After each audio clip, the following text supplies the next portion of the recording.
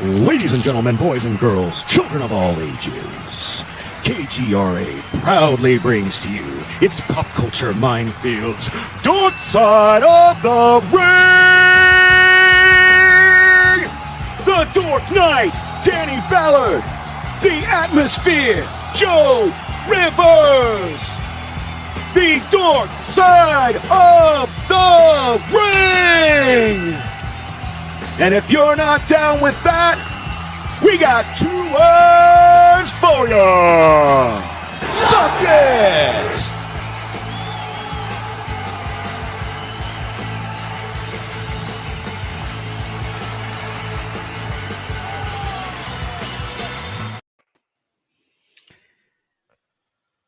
And he's muted himself. Hey there, but I'm everybody. prepared. Sorry, yeah, I was it's been a busy morning. Obviously. I've been very fortunate with I was ready for you there. I appreciate you, brother. I appreciate you. I didn't want to get yelled at by Gary. So how are you guys doing this fine Sunday morning? Doing fantastic, man. Spent the whole week with my kids. They came in last Sunday. They left yesterday. You guys will have to forgive me a little bit. I got a great State of the Apron ready for you, but as far as the rest of it, I tried to catch up on some of it this morning, but it's all good. I kind of have a plan because I'm somewhat similar. But before we get to that, Johnny Rock, how you doing, brother? You feeling better? I'm at 80%. I am a COVID-19 survivor. Yes. You know what's funny? I tested positive last weekend after I got on the show, and I missed an entire week of work, but I tested negative yesterday. I'm feeling a lot better. Voice is still at like 80%, but I'm ready to kick. You sound a lot better, Johnny. You do sound a lot better. I don't want to rub it in, but I think Joe and I have had this conversation before. I've never come down with the Rona, and I should have, totally should have, at least 2 different times. This is the only Rona I've ever had. There you go.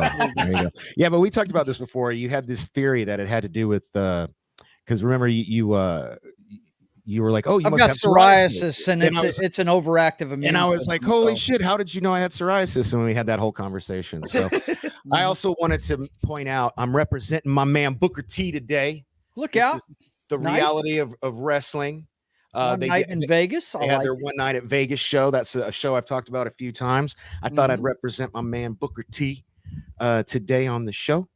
So hey, I've got some confessions to make as well. So Johnny Rock's going to have to pick up some slack, but I do have a backup plan. Okay. Okay. So here's the thing. We're going to do fine. Don't worry about it. Fine. But here's the thing. I've just been falling out of love with AEW. And I didn't watch any of the programming. I did watch Simon Miller's Ups and Downs for both shows. Okay. But they did not inspire me enough to actually go watch anything on those shows. I did watch Raw and SmackDown, and I have notes on both of those because, it's all about the bloodline and Cody Rhodes right now for me. Yep. But the reason I kind of got backed up is because my mom, she's been ragging me for at least a year to watch Young Rock. And so oh man, did you just binge it or something? I did. I just finished binging it. And so if you guys have seen it and want to talk about that, to kill I've some only time. seen the first season. Give me a couple days to binge the second. Okay. Well, I tell you, so I had only seen the episode with that Joe sent me with Becky Lynch as Cyndi Lauper. Yeah. So I had watched. Oh, wow. She did a great job as Cyndi Lauper. Yeah, she did dude, and she comes back as Cyndi Lauper in another episode, which was cool. She's got the accent down. Oh yeah, she sounds just like her. So I opted. I've got some cool wrestling news tidbits I may or may not drop depending on time as well. But all the time I should have spent watching the AEW shows, I spent binging Young Rock. And hey Ryan, how you doing, buddy? Good to see you, man. Thanks for stopping by. We're gonna have to have you back on. So I tell you what, I've been so busy with work, thankfully. I'm not even religious, and I was about to say praise the Lord, but I mean, I've been having a terrible dry spell, but I just I had a meeting yesterday, closed a deal. launched a website just the other day, and I'm about to finish up another website. So I've just been inundated with work. It's either feast or famine, I've found, since since the dark days of COVID hit. Because life used to be good. I used to make at least $5,000 in my sleep every month, and then COVID happened, and I lost like 90% of my clients. So that was Hey, I lost my job. Awesome. I lost my job completely, man. The manufacturing plant I was working for. Hey, I had to change careers. I was a karaoke DJ. What are you doing? That's how I met you, man. We met when we met in the karaoke scene. So yeah, I mean, don't cry for me, Argentina. Everybody's had their thing. I'm just saying, like, that's why, that coupled with, I binged 3 seasons of Young Rock. Fortunately, the episodes are only like 20 minutes long. And I got a huge kick out of, damn, it sucks you've only seen the first, thank you, Ryan. You've only seen the first season because the Give best me a week. stuff, I'll do my homework. well, that's fine. I just to get you excited. It was hard to get into, like, when they started getting into the wrestling stuff, because, like, one, the guys they cast to play some of the are you kidding? No, dude, it's gold. That's what I was about to say. So the 3rd season is chock full of the funny thing is, when my mom, like, she either called or commented, I can't remember, but she was like, "Oh my God, did you know The Rock was in she texted me. She goes, "Oh my God, did you know The Rock was in Voyager?" And I'm laughing, and I'm like, "Yes, Mom, I saw that in real time. I remember." Well, I knew that. He was the Midnight Champion. Yeah, he was called the Champion. Was the name of his character, and he fought 7 of 9. Yeah. And what I didn't know was that he had been on that 70s show, and he played his dad in that 70s show. He played his dad in that. Yeah. So there was an episode where they, like, where The Rock, because the premise, for those who don't know, it's basically 10 years from now, so it's 2033, and a fictitious version of Dwayne The Rock Johnson ran for president and lost, and does a series of interviews, but basically it's just him telling a story. So it's like, it's him narrating his life story. Yeah. And it's I tell you what, man, seeing the guy, like, I don't know, like, because I saw, like, the SummerSlam match with Triple H. I saw that pay-per-view live. I mean, not in person, but on pay-per-view. And so when they have an episode in season 3 where they're recreating that match, and dude, it was gold. It was just so good. And then the goofball they get to, like, I didn't know, like, I'll feel really dumb. Somebody in the chat, let me know if this stuff is true. But apparently The Rock, from an early age, was very close to Andre the Giant. Like, took him to see E.T. I don't think that's true. Is that true? I gotta find out if that shit's true, man. I don't think that's true, because Andre didn't do a lot of wrestling in Hawaii. Well, all 3 seasons. Andre was full-time signed to the WWF at that point. No, this is early. This is early 80s. See, I want to do some research, or if anybody in the chat knows, because they claim that the regulars take a lot of creative liberties with some of the wrestling. Yeah, well, yeah, but I mean, some of the stuff they redid was just so spot on. It makes me wonder, because the Inouye family, or whatever, the Samoans, they're kind of like their own version of a wrestling dynasty. And what do we got here? The Rock jokes about why Andre the Giant took a liking to. Okay, cool. So it's probably true, because, like, supposedly Andre the Giant took Rock fishing one time, and they talked about girls, like the Rock's first crush. He takes The Rock in the same episode, I believe. He takes him to go see the movie E.T., which led to a really funny scene later between Macho Man and Andre, where Macho Man gets pissed that Andre spoiled the end of the movie because he was going to go see it tomorrow, which I'm sure all that's not real, but it's I was highly entertained. And I thought it was funny because when my mom and I talked about it before I watched, like, she talked me into watching it, and I was like, "Mom, I don't need to watch this. I've seen it all. I've seen it." And she's like, "No, you'll love it. You'll love it. There's a lot of backstory." And I'm glad I listened to her. And I'm glad you're enjoying it. I won't. So one little gee whiz tidbit I can pull from that show, though, that kind of fits into our little realm of nerd culture. Did you know that? You saw Black Adam, right? Yeah, of course. Yeah. So I loved it actually. the actor that played the adult version of his son, the original champion of Kandok, is the same actor that plays like the young Attitude adult Era Rock. Rock. Yeah, the Attitude Era Rock. That So, dude, guy. So I was like, oh, that's kind of cool. Like he liked him enough to bring him onto the Black Adam set. Well, it's not just like, that.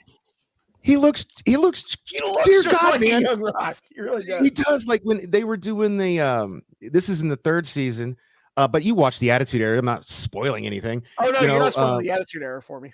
When the Rock is talking about his rise, so that Triple H match, the SummerSlam ladder match I was talking about earlier, that's where heel Rock turned babyface. And then after that, they recreate so many, like they do like a montage of the Rock doing different promos and different flashy outfits that he always wore. Yeah. And they piece it together, and it's so, God, the dude is so spot on. He sounds like him. He looks like him. It's really impressive. Joe, why is it you say you're not going to watch a single second of it? You got beef with The Rock? Because I don't have beef with The Rock. He's just, I'm more interested in his movies and things like that. I don't watch sitcoms, man. Not too many of them. Hey, man, they're just not enough. Entertaining to me these days. I mean, I grew up on one of the greatest ones ever, Soap. I mean, shit, it's hard to touch that. You know what I mean? If you don't watch it, how did you come across that clip that you sent me? Because I follow Becky Lynch, man, on Instagram, and she had little clip. What do they call them? Reels, I think. A reel, on, Instagram of her doing it, and I said, "Whoa, let me check this out." Yeah, that's why I sent you that video. Well, I tell you what, man. Funny enough, the next run of WWE Fun. I'm a dirty old man. I follow my hot looking chicks. All right. Hey, it's all good, brother. Hey, man, it's all you own it, so it's all good. So the next run of WWE Funko Pops, which I just pre-ordered, has a Rocky Maivia pop coming out with him and like with the poof up hair. And have you seen the new? I saw these. I was by the comic book store this week, and I saw these new things that Funko's putting out. They're Funko classics or something like that. They're like little figures almost. They're little. Yeah, I know. I saw those at Walgreens of all places when I was getting my prescription filled the other day, and I was like, "Oh my God, I'm so glad." I saw those, and I was because I've never gotten the Funko Pop thing. I think I've told you guys that, and I see you got a wall of them behind you there, Johnny. But I've never gotten it, and. Yeah, don't. It's expensive. It's an expensive. Yeah, it is. I can tell it is. And half the store, the comic book store, is these Funko Pops, man. That's how, man, dude. That's what. But right up front, right in front of on either $10,000 side, it's got a wall of Funko Pops on either side. But right on the end cap, right towards the register, is these new little figures about that high. Yeah, they got little platforms, right? I can't remember what they're called, but they were like, I know exactly what, because I saw them at Walgreens. I was like, because I literally thought to myself, I was like, God, I'm so glad I don't collect Pops anymore, because I would have spent. I would have bought all of them. I was like, they looked neat. Now, see, I'd be more apt to get that because I did collect action figures when I was a kid. These big-headed things, I just never got that. So, yeah, right on. Call me old school. I'm into the action figures, man. Yeah, I'd be more apt to get the action figures to do and the wrestling ring and throw them all over the place. Oh hell yeah, dude! No, it's a bummer.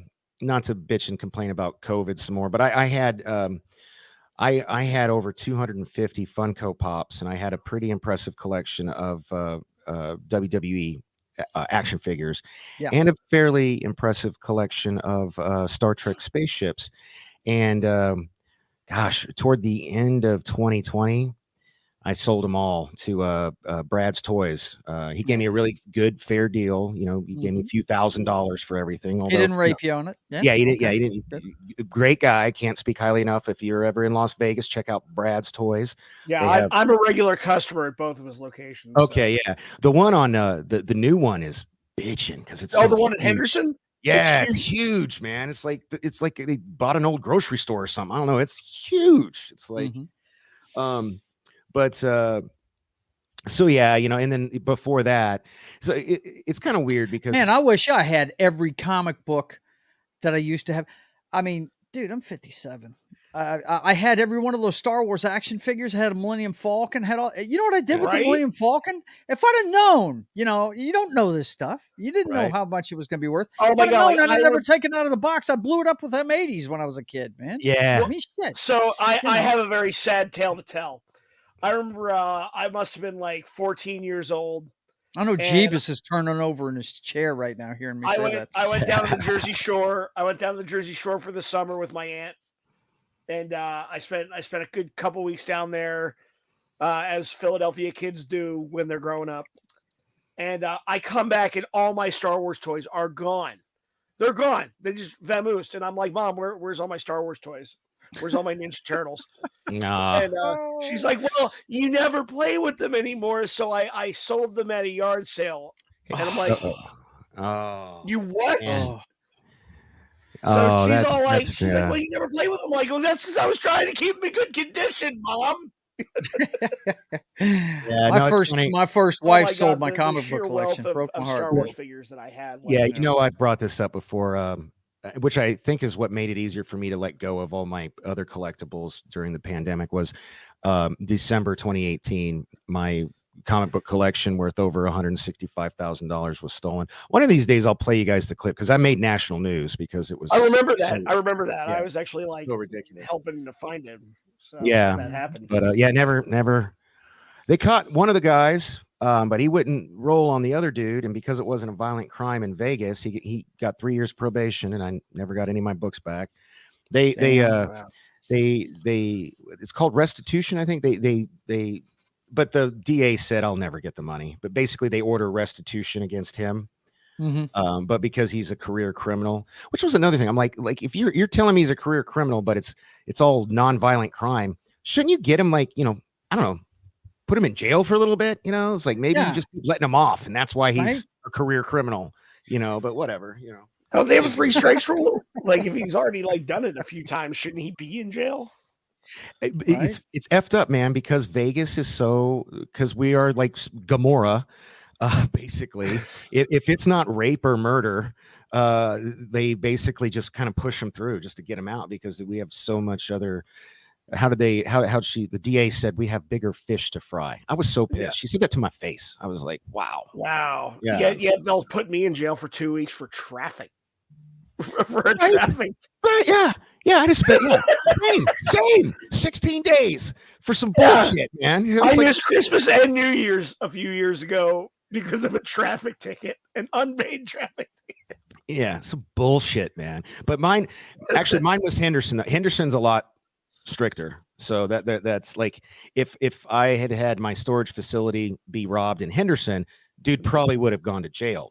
But because it was Vegas, they just care about murderers and rapists, apparently. So, interesting. Let's talk some wrestling. Yeah, let's. I always like to spend the first few minutes chumming it up, getting to catch up with you guys. We don't get to talk to. I know, but we're almost 20 minutes deep, and let's ring the bell. Ding, ding, ding. All right. Well, we did talk a little wrestling. Young Rock kind of counts. Before actually we get into the wrestling, I do want to say hello to the chat. Thank you, everyone who's here right now. We've got Andy Morrow. I actually beat my mother into the chat. So, hey, man, you got the new title belt for the Dork Side of the ring. My mom was a close second. Let's see. Then I don't count. Monkey Jeebus. And then Ryan Roger. Is it Athe? Okay. And so hopefully more people will come join us. But yeah, thank you guys, one and all, for joining us to talk a little wrestling. So where do you guys want to start?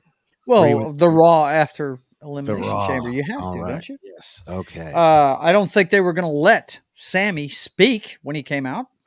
Not for a while, anyway. Well, So I have my Raw notes here. Yep. It's funny you mentioned that because Sammy opens the show, and they didn't let him talk. They didn't, but they were in. They weren't. They were in Ottawa. Hops going on right now. Is that where they were? I know they weren't in Montreal. They were still in Canada. Yeah, was it Ottawa? Okay, so he comes out, And they, he's got his old baby face music back. The crowd is, dude. And some of these Canadians bring the signs. Oh my God, they're such great. The signs. That was a big thing. I wrote a note. I was like, why don't Americans bring as many signs? Like, do you guys have any idea? Like, because the Canadians had a lot more signs. All three shows. Actually, this year they're trapped inside a lot more. Too. Oh, one at a time. Joe first. This year this time of year they're trapped inside a lot more, so they got a lot more time to make posters. Okay, Johnny, what were you gonna say? Oh, I was also gonna say, I think like in the U.S., I think they're a little bit more strict because I've been to plenty of live events where I see a lot of people bringing signs, but security will confiscate them, which is bullshit. No, I've seen that too. T-Mobile at SummerSlam. Yeah, they took a ton of signs for whatever reason, but. So Sammy opens the show. Once the crowd simmers down for him, he says there's only one man he wants to talk to, and that's Kevin Owens. So he calls KO out to the ring, and man, or actually, yeah. So KO comes out, but man, I thought KO was kind of brutal. But he was, but where's the lie? There is no lie. Yeah, where is the lie? I mean, KO has always been a man of conviction. What are you talking about? They did a whole year storyline making it out to where Kevin Owens is a pathological liar. That was a year-long storyline. I know. Yeah, when he was a heel, yeah. But when he's a babyface, he means what he says, and he says what he means. Yeah. Damn it. All right. So he said, Sammy, like, I'm done with you. He said, I came out and said, I did what I did to stop the city of Montreal from burning down that night. Yeah, which is what I said. Like, Kevin Owens saved the city of Montreal from riots and fire. But he also said something I thought was kind of cool, maybe planting some storytelling seeds, was that his family had to watch him get his ass beat when Sammy didn't help. Right. And he didn't want Sammy's family, who was sitting in the front row, to go through that same thing. So he planted a little seed. He still cares. But I don't know. Do you still think we're going to get the booking we called a few months ago, like with the Sami Zayn and KO beating the Usos? Because I kind of don't know. I mean, especially with the way the show ended. Let's talk about that after we get done with SmackDown. Let's talk about that after that. Okay, let's get both the shows under before we start talking about prediction. Yeah. Okay. Let's get a moose boosh for later. Yeah. Right. So KO says, I told you at Survivor Series I was done with you, and I meant it. Mic drop, leaves. Sami Zayn looks devastated. Crowd's kind of, upset with KO. He starts to leave, and then that heel Baron Corbin jumps Sami Zayn. Joe's boy. I know. I love him, but I know. So I don't like this current iteration of him. Okay. Go ahead, shit all over him. Go ahead. Okay. All right. I was gonna hand you the wheel and let you steer the ship from here. I love the Lone Wolf, and it's obvious they're not gonna let him get back to that. So No, they're not. Look, man. Lone Wolf died with his hairline. You know what I mean? So, I know. That sucks. He should have never shaved his head. But I actually kind of love this. I mean, look, guys, my hair's going back, but I still have the hair. Okay, all right. He should have. I've got quarantine hair going on. So hey, guys, this week's sponsor, Keeps, can help you regrow your hair. Oh, look out! Go ahead and get. No, I'm just kidding. They're not a sponsor. It's a joke. Still a joke. Although, hey, we got two guys on the panel that could use it, Keeps. So if you're watching, which I don't need it. I ain't afraid. That's what ball caps are for. Yeah. Right, Johnny? I know. That's what Scully's for, right?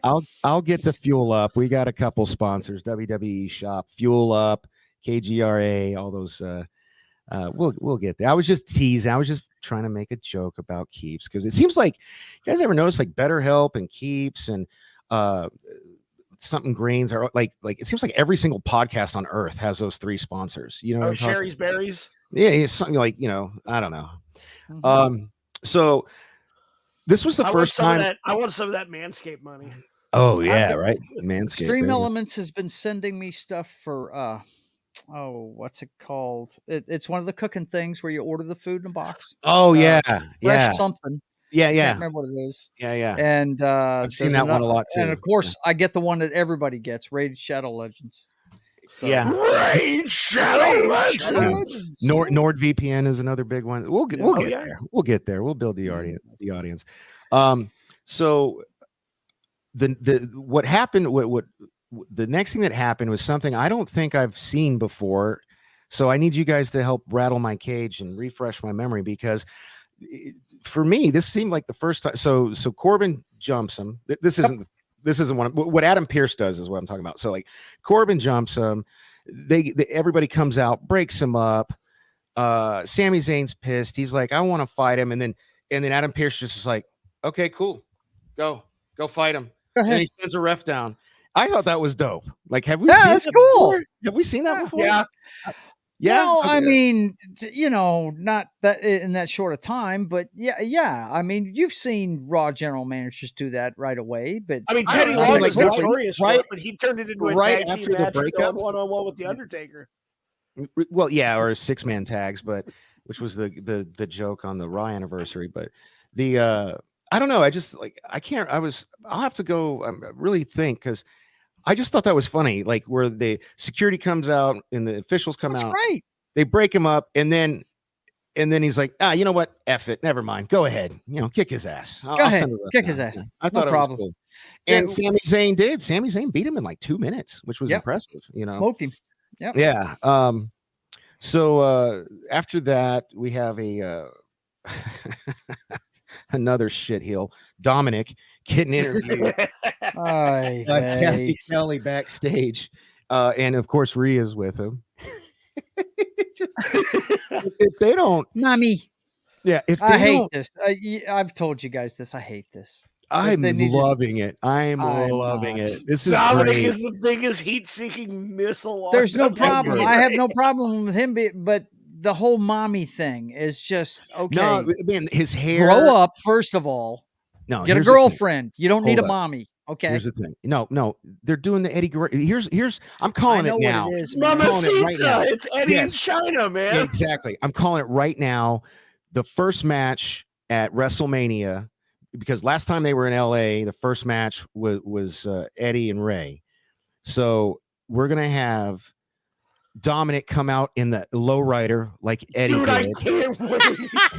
Wouldn't that be awesome? And he's gonna beat the shit out of his dad and go over first match of the night at WrestleMania Night 1. That's my prediction. I'm calling it now because they're just building up so much heat. Like this kid doesn't even have to talk. All he does, people hate him. He just shows up. Yeah, it's crazy, man. It's crazy. I mean, Elimination Chamber, the whole match, he wasn't even in the match, wasn't doing anything. And the whole crowd didn't care what was going on in the ring. They were just going, fuck you, Dominic.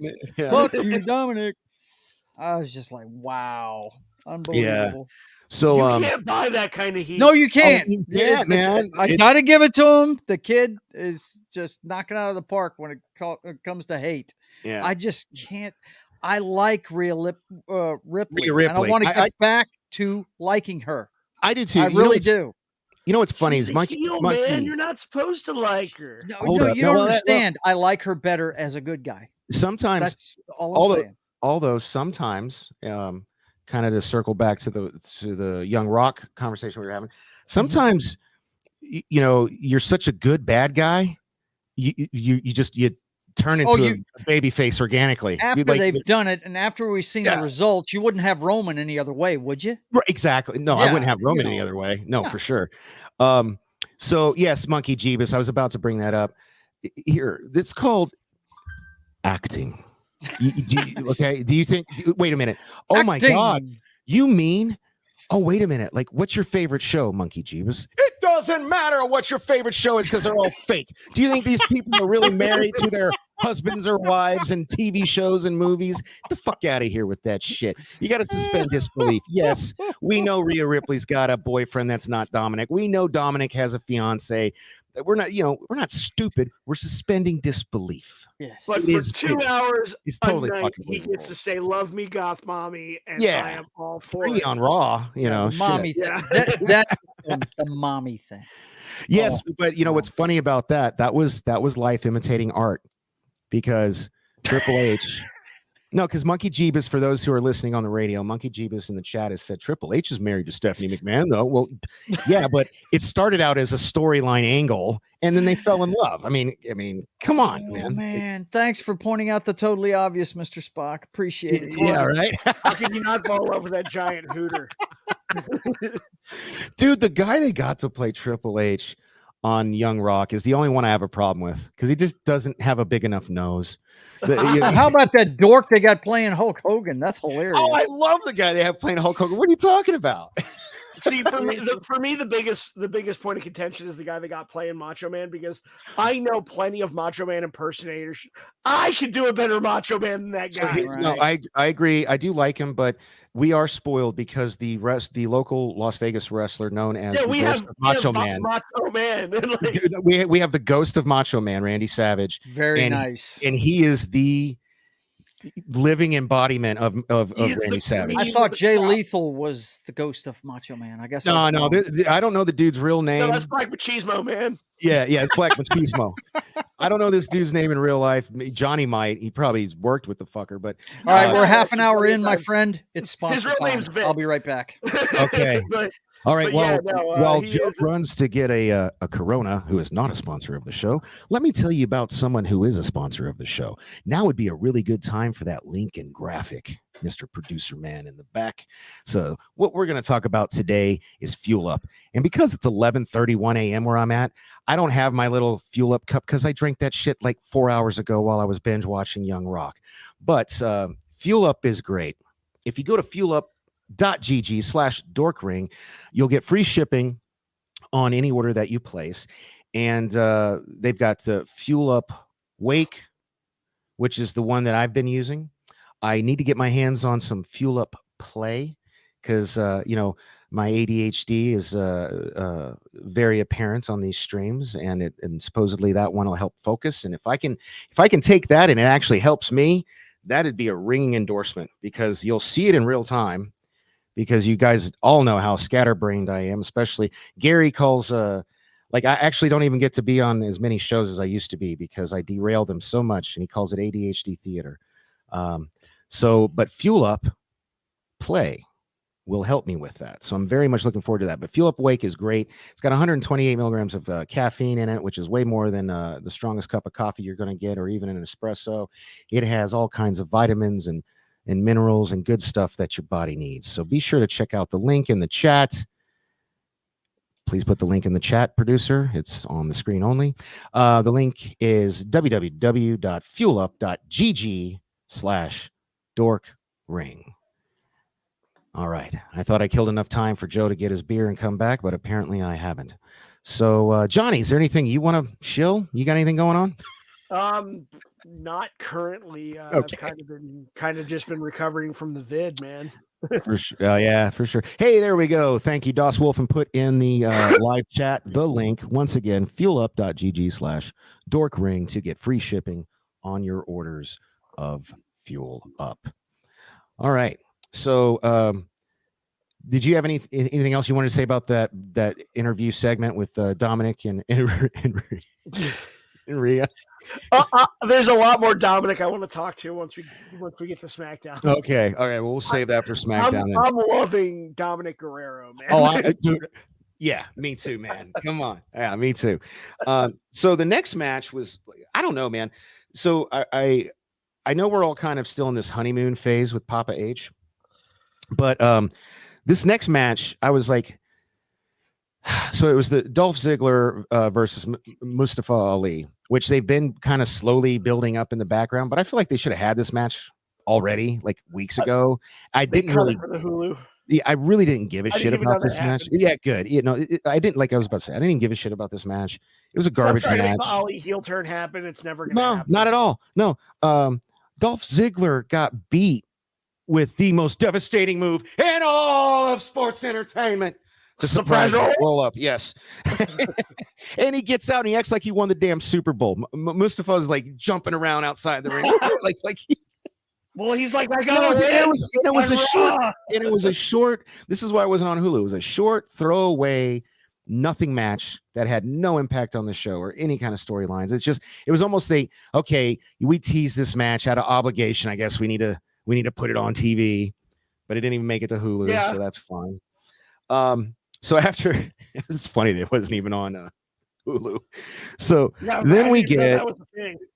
Yeah, so we got a gross backstage segment with Miz and Maurice where they just would not stop sucking each other's faces. Although Maurice did look fucking fire. Oh my God. Are you kidding?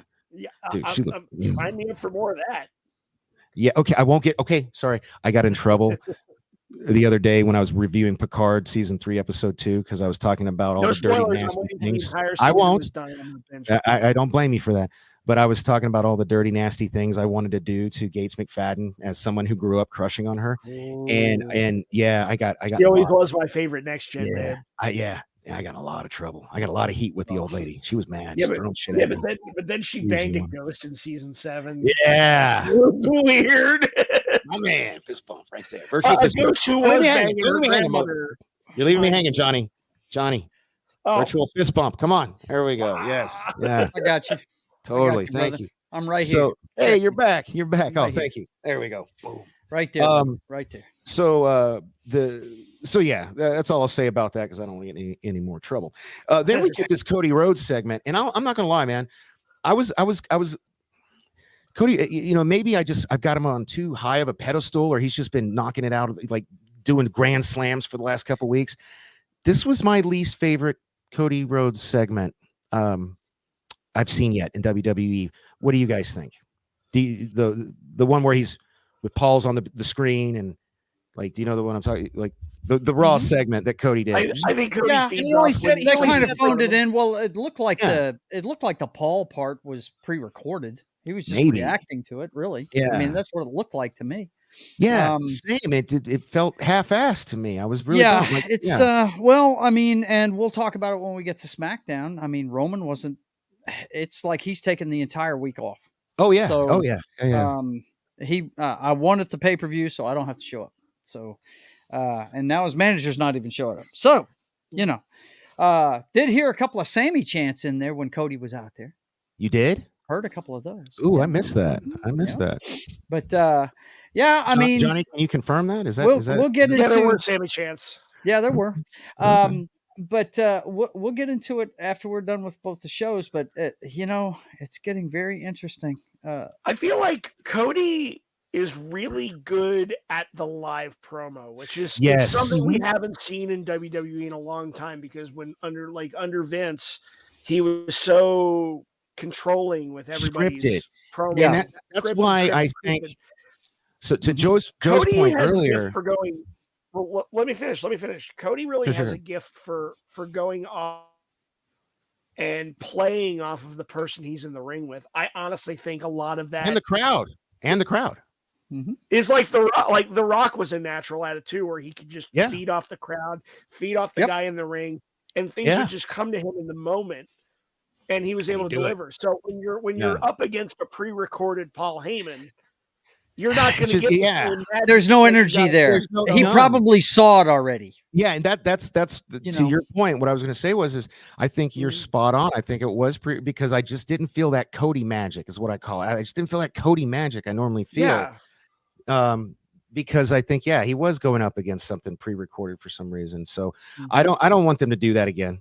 Yeah, I really hope. I really don't. At the same time, though, he did get a stunner.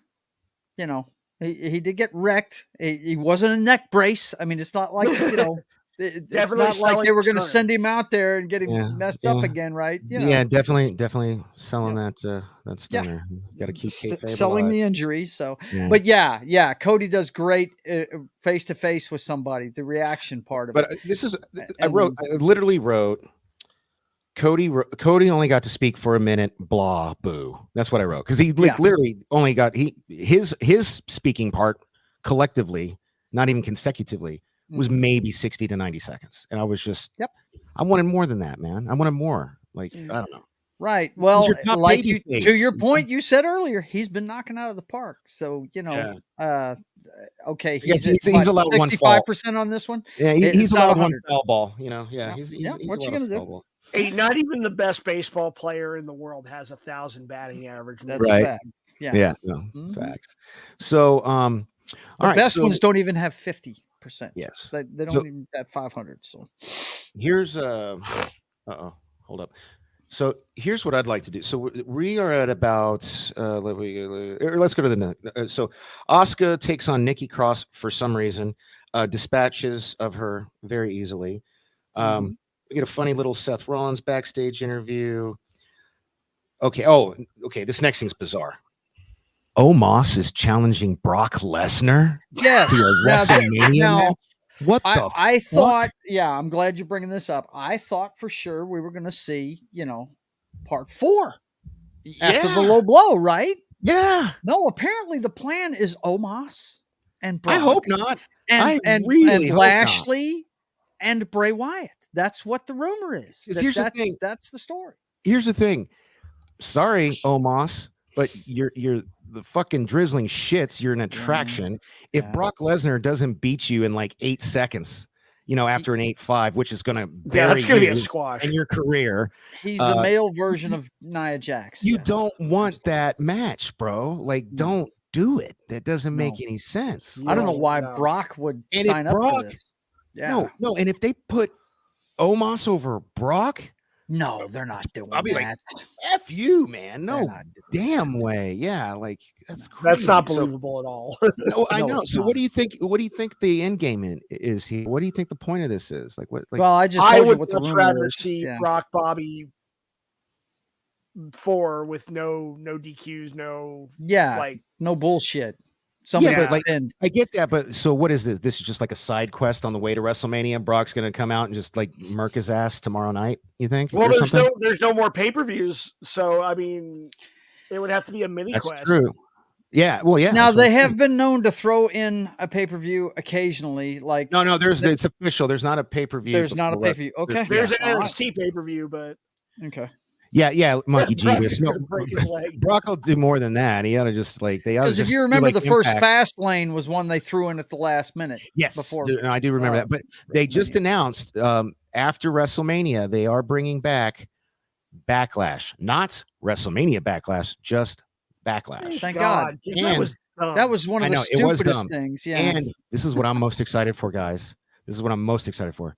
They're bringing back the original effing King of the Ring, the one-night tournament version. There you go. Yes. Yeah, yes. Did you guys hear about that? I was so excited when I heard about that. That's cool. But wait, are they going to try to cram a men's tournament and a women's tournament in the same? Yeah. They okay. So it's unclear, according to Uncle Dave. For those of you who don't know, it's a joke. That's my mom. We know who Uncle Dave is. Well, my mom doesn't. She's like, which Uncle Dave? You have two. I'm talking about Dave Meltzer. Meltzer. Yeah. According to his Wrestling Observer, it's not going to be. It's going to be. What did they call the Queen of the Ring? They didn't call it the Queen's Tournament. So this year it's going to be called Queen's. This year it's going to be King of the Ring and Queen of the Ring. But he didn't specify if they were going to make it a 2-night event or if they were going to cram both tournaments into one night. He was not clear on that, but he did say that they've registered the trademark and the branding this year will be Queen of the Ring, and that the King of the Ring tournament will go back to the old style of all the matches one event. Wasn't the last Queen Zelina Vega? Yes. Yeah. Yes. She's still the queen. She still is she until though? She gets dethroned. She's still the queen, right? I mean, is she though? She doesn't do her British accent. She doesn't wear. She doesn't do any of that anymore. Yeah, she does. Yeah, she just totally dropped the gimmick. And yes, Meltzer is a little salty bitch, and I clown on him too. But the guy knows people, and he's been doing this for like 40 years. So he's pretty spot on what he. Yeah, he usually is. Which.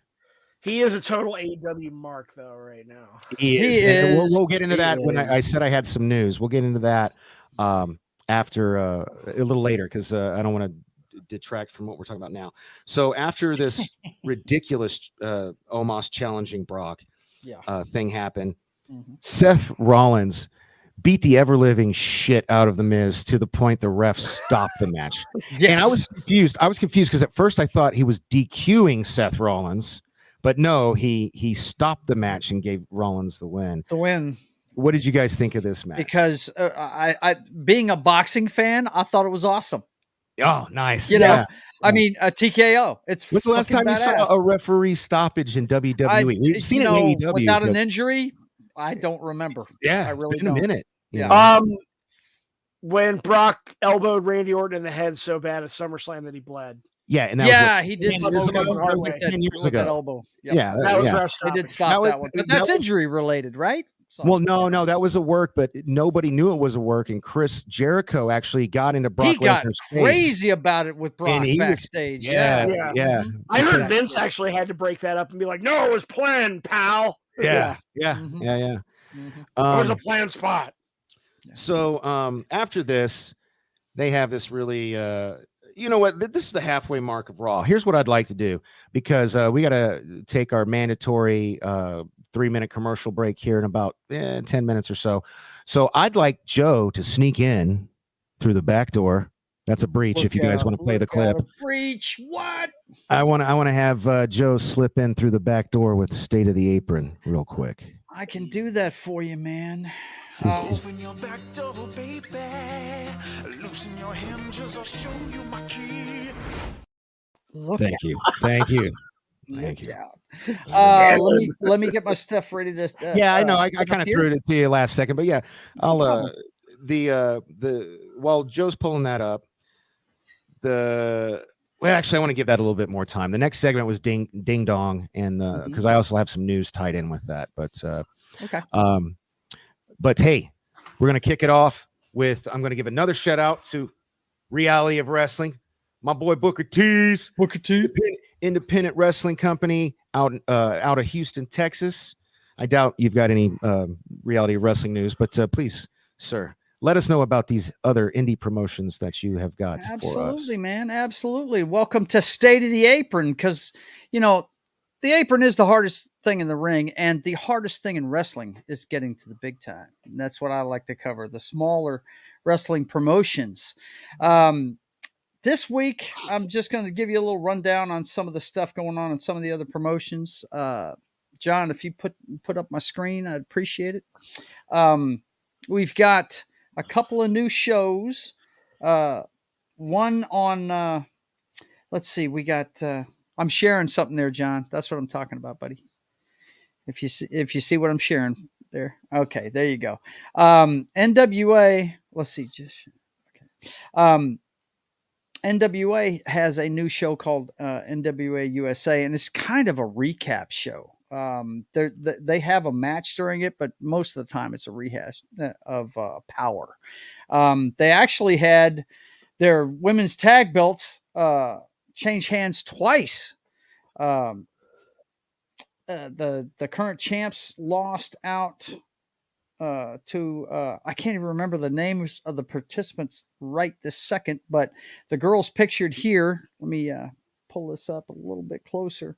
They won it in the end because they had this Survivor Series type tournament not too long ago, and everybody on the winning team got a chance to go after any belt they wanted, and these girls were on the winning team, and they went in and got the belts off of the girls that had just won them. So in the space of 5 minutes, the belts changed hands twice on NWA Power this past week. Also, we had an interview here just recently with a guy. You'll notice under my name, it says the National Treasure. Well, that's an ode to one of my favorite wrestlers, the husband of Mickey James. His name is Nick Aldis, and he shared advice Scott Hall once gave him about betting on yourself, and talking about his NWA departure. Now, if you don't know the story, he was the champ up until Tyrus took it from him near the end of last year, and you should know better to say Mickey James's name. I know, man. I know. I know you're going to be gone for another 10 minutes. I understand. Don't worry. I'll take it to the break. No problem. But anyway, Nick is betting on himself because he's tired of NWA and he's ready to do something else. And he shared something that Scott Hall told him. Advice that Scott Hall gave to him once. I remember Scott Hall saying to me once, I just wanted to be a big time pro wrestler. And it's like there are many different ways to skin a cat. And in my mind, it was sort of like, okay, well, like the Australian thing, Starcast pro wrestling event in late 2023 that he was involved in and stuff like that. It's like, okay, put your money where your mouth is. If you think you can do a better job, what's stopping you? Try it. So that's what my man's doing right now. He's just waiting for the best offer that's going to come his way, and he'll get a good offer from somebody. But that's what's going on in NWA this week. Tyrus is still the champ, so I'm not going to have much to say about that. I'm more interested in this guy right here because he's really a good talent. The next one I want to let you know about is if you've got the Reels channel, Major League Wrestling has a new show called Underground, and it's on Reels. And there's several different ways you can watch it. Go to the website, you can see it. You might notice here that John Morrison is back. And he's in Major League Wrestling, only he is Johnny Hennigan. I know everybody recognizes the long jean-looking tights he wears. That's him. And he had a match this week. The big thing going on right now in Major League is, of course, the champ, Alexander Hammerstone, and he's being challenged by Fatu from the Samoan Samoan SWAT team. Excuse me. I was about to say hit squad. Samoan SWAT team. And Alexander, of course, I've said a couple of times, I really apparently he's from Vegas, according to Johnny. And yeah, I'm looking forward to what this guy does in the future. But for some reason, after a win this week, somebody in a gas mask came out there and gave him a friggin' dead squid. And then Fatu came out and they got a big bench clearing brawl right at the end of the show, which that's what I love about these smaller promotions. They do stuff like that, kind of like they used to do back in the day in South, the stuff I grew up in. That's the show always closed out with something just horrendously crazy going on. So that's it for Major League Wrestling this week. Now, Impact just had their latest pay-per-view, No Surrender, and Josh Alexander retained against Rick Swann. But just for my man Dork, and don't worry, this is not going to beat you up. This is on Twitter. They're not going to get you for this, but you got to see this. She retained her belt this week, and it was against what is that girl's name? Oh, yeah, here it is. Masha Slamovich. Check out what happened during this match. As soon as it loads back up, apparently it wants to go somewhere else. Hang on. Oh, no worries. Yeah. It does shit. Hang on. There we go. Hang on. Wait. Watch.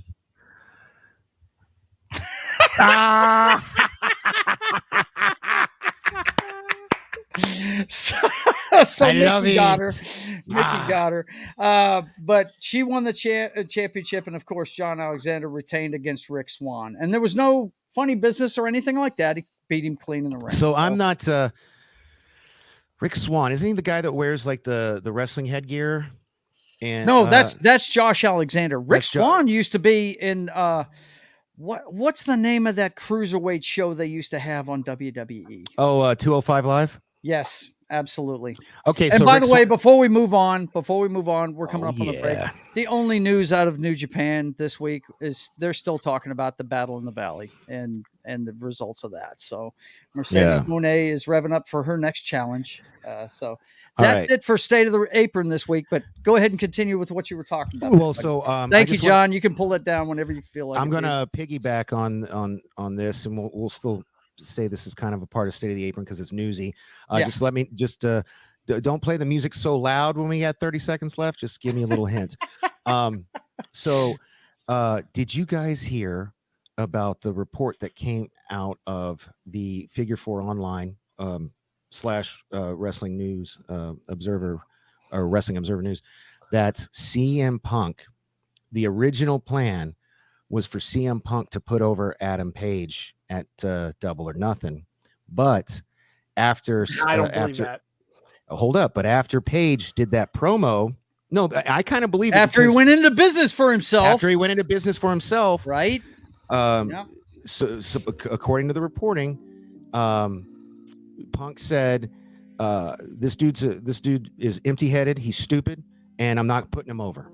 Yeah. And so Tony changed it. Believe that if you want to or not, but that's what the Wrestling Observer Let's talk about it when we come back. is reporting. So thank you guys, and we'll be back. Hi guys, this is Gary from Pop Culture Minefield here on KGRA, and we're leaving for our first break. I hope we survive. A birthday without her mom, an anniversary without her husband, her wedding day without her dad. These are the days when military families feel it most of all. The loss of their soldier, their sailor, their airman, their Marine, their Coast Guardsman. Families never forget their loved ones lost to war or illness or suicide. Families never forget, and neither do we. We are TAPS, the Tragedy Assistance Program for Survivors. We provide resources, support, and comfort to heal the hearts and meet the needs of grieving military families, all at no cost to them. Your generosity can make an enormous difference in the lives of the families of our fallen military heroes. Our military families need to know they are not alone and they are not forgotten. Show them your support at taps.org.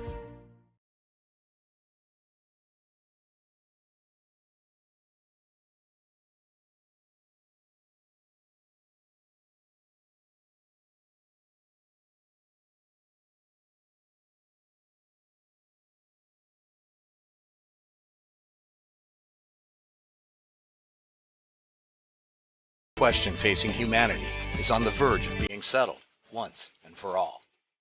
The Mutual UFO Network has been at the forefront of this journey for nearly 50 years. Our members worldwide are dedicated to the research, documentation, and awareness that will shape the future of humanity.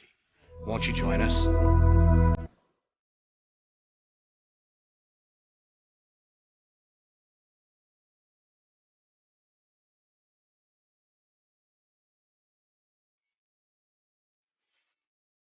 Hey members, the new KGRA DB app is now available on iOS and Android devices. Gain on-demand access to any KGRA DB programming. Download any show directly to your mobile device to listen or watch on the go. Go to the App Store and search KGRA DB. Oh wow, we survived. Welcome back from the commercial break. Now for some more Pop Culture Minefield on KGRA. So hey, I need to talk to our producer because I don't know about you guys. TAPS is an amazing organization, and I 100% support it. But I feel like it should be the second commercial because it's such a downer. It's so sad. It starts out so sad. Yeah. And it just oh, thank you, soda baby. Okay. Yeah. Hi. Say hi. Say hi. Hi. Hey, Mhm. lady. What's going on? Oh, thank you, baby. So, what's this? Monkey Jeebus says we are missing out on championship wrestling from Hollywood and Memphis. I don't know what that is. Yeah, that's the Memphis promotion. Yes, absolutely. Okay. Mhm. Well, hey, I did. You don't follow that? They're I've- on YouTube. Look them I've up. never. Yeah, Yep. I've never heard of it. Look, man. Mhm. Unless they got like like if I love my man. Like a 5 national deal. times, 5 Like, times, 5 times. yeah. No. Booker T's Reality of Wrestling is only. I mean, for a small fee of $5 a month, you can watch it on it live on the website. But they also put it on their YouTube channel where he does his Hall of Fame podcast, which is like one of my favorite wrestling podcasts to watch. So I wanted, gosh, Hang on, Yes. before you move off of it, I want to recognize something that he's talking about there. One of my favorite wrestlers that was off the beaten path was a guy named Hobo Joe. that used to Joe? wrestle. Yes, he had patchwork clothing and everything, man. It was badass. And he was what's in he Hollywood. from? I've never heard of him. It's championship wrestling out of Hollywood. Oh, they've okay. got You one in sure this Hollywood, wasn't they just got one some in guy they Memphis. paid $5 to? Absolutely, this guy out of was the one of back their alley? mainstays. This was like What 10 was years Brooklyn ago. Brawler's real name? Was it Joe Lombardo? Was it him that was doing it? Yeah, it was Joe Lombardo. Lombardi. I don't know who it was, but this guy was great. He was fantastic. He really Wait, was. isn't he our governor now? I have Jesus, right? Well, no. So to get back to the Look, you never know where it's coming from, though. That's why I watch these things. No, I get it, man. But Yeah. here's what I was gonna say. Because we were still kind of on the State of the Apron thing. Mhm. Hobo Joe, look at that. Hobo Joe. Mhm. Oh yeah, I do remember that guy. I don't. I do not. Is that It the was a guy? while back. Hey, remember the guy from the '90s whose gimmick was he was like an electric guitar player? He was really fat. Oh, Man Mountain Rock. Yeah. Is that Man Mountain Rock? Is that who that is? You never know. You never know. Right. So no, back to kind of put a bow on State of the Apron. I like how Rick Boogs is like Rick. the new generation of Man Mountain Rock. Oh God. Yeah, it's just anyway. But yeah, what you were talking about before the break. Yeah, well, we were talking about reality or wrestling, and then I was like, I don't know about these other what was this? Where's the message? It's gone. The Hollywood Memphis Championship Wrestling. Mhm. Look, I like mean, I was there saying, are plenty of local promotions out there we could really delve into. Like I could talk at least. there we go. So if we could, it's just like he's got to learn his role. You got to know your role and shut your mouth. Just kidding. I love you, man. There you go. I am unmuting you. But no, what I was going to say was, Go ahead, bro. What I was going to say is so what got me into reality of wrestling, which is an independent thing, is that my love for Booker T. So if Bret Hart ever opened up one, I'd be all over it. If anybody else I loved opened up one, but like these random like ones that are ran by, no offense, Johnny, somebody like Johnny, who like I don't give a flying fuck. I don't care. Now you may speak. You know what? sir. I could book a damn good show. Okay. I was fixing to say some of the best booking I've ever seen is local shit, bro. Yeah, I know. Look at GCW. Look at GCW. Brett Lauderdale, the owner of GCW, head booker, general manager, like the guy who runs that shit. He started as a fan, came in as a referee, and now he runs one of the biggest up and coming promotions in the freaking world. What's it called again? GCW. Game Changer. What it's called. I'm going to tell Sorry. you. I've been watching. See, as much as he hates the elite, he is an elitist wrestling fan. No. Right? As much as he hates the elite. Here's the thing. Oh, you've heard of GCW, haven't you? I Yes, I have. have. I'm just trying to be funny. I just binged 3 seasons of Young Rock, Right. and I know it's not true. There's no way it's true. But like they have him using his catchphrases like in his youth. Yeah, I doubt certain that. episodes. Wrestling is huge. There's room for all of it. There's room for the comedians like Orange Cassidy and R-Truth. There's room for The Rock, and there's room for Brock Lesnar, the monster. Yeah, I mean, there's room for everybody. But getting back to what you were talking about before we went to the break. Okay. Remember what you said. Where did you get the info about the backstage thing with him refusing to put over Adam Page? Wrestling News Observer. It was reported through. So you guys know I hate to keep putting over other wrestling shows, but I watch the What Culture guys. Why? We're all fans. I watch Wrestle Talk. Yeah. I ain't afraid to say it. Well, I'm surprised Wrestle Talk I have a didn't picture report of me this. and Adam Wilborn drinking beers at the bar. Oh my God, you lucky sumbitch. I'd love to meet those guys. And they're like nobodies, but I'd still love, I'd pop my tits off if I saw any of them. I hung out with Jack the Jobber from Cultaholic. There you go. Down for Double or Nothing. Right and, on. we went to an indie show together, and I really put over Chris Bay for him. Nice. And now whenever he talks about Chris Bay, I just see this glow in his eyes. I'm just like, I did that. So I'm too cheap to pay for the Wrestling Observer, but once we ever, if we ever start making, what does Johnny Rock call it? That sweet podcast money. Sweet podcast money. Yeah. If we ever get bust some out for it. Yeah. If we ever get that, I can pay for that kind of thing and then write it off on my taxes. But until I start making money off of this, I'm just going to watch What Culture because they pay to watch it and they aggregate it and they regurgitate the news for cheapskates like me. And and yeah, this morning, hey, if I didn't have a day job, I'd be doing daily news segments. Right. Andy H. Yeah, I've talked to both of you guys. I was wanting to do more content, but we all have real lives and we got lives, man. Yeah. So Andy H. Murray this morning, he on the Solo Sunday News, he reported this CM Punk thing, and I don't know, man. I kind of buy it because Adam Page, before that promo, he said some really dumb shit about not wanting to take advice from people, about not needing to pick the brains of his elders, and blah blah blah blah blah. Yeah. And then apparently he offended CM Punk backstage when CM Punk was trying to hey buddy, talk to him and give him advice and shit, and he was just basically like, I don't need your advice, old man. And then he went into business for himself in that promo. And so because we know all of those things I've said are reported facts. Okay. And we watched it happen on television. And we saw it unfold live on TV. This is not that far-fetched to me, Johnny. No, why don't you believe it's far-fetched because Tony Khan doesn't know how to punishment book. No, if his biggest draw, CM Punk is his big CM Punk is his biggest draw at this time. Okay. CM Punk was solely responsible for their first $1 million gate off a fucking rumor. Okay. That's true. He continually so why wouldn't you put the belt on that guy as soon as you possibly can? Because CM Punk always said, if you look at his early interviews, it wasn't about championships for him. He just wanted to work with these new kids. He wanted to build them up, put them over, and he said that out the gate. Yeah. And I never expected him to get the title. And he was working his way up. He was starting from the bottom. Yeah, and his way up. He started with freaking Darby Allin, for crying out loud. Which I'm not a banger of a match. No, yes, I'm not disparaging Dark. I'm just saying that CM Punk is a giver.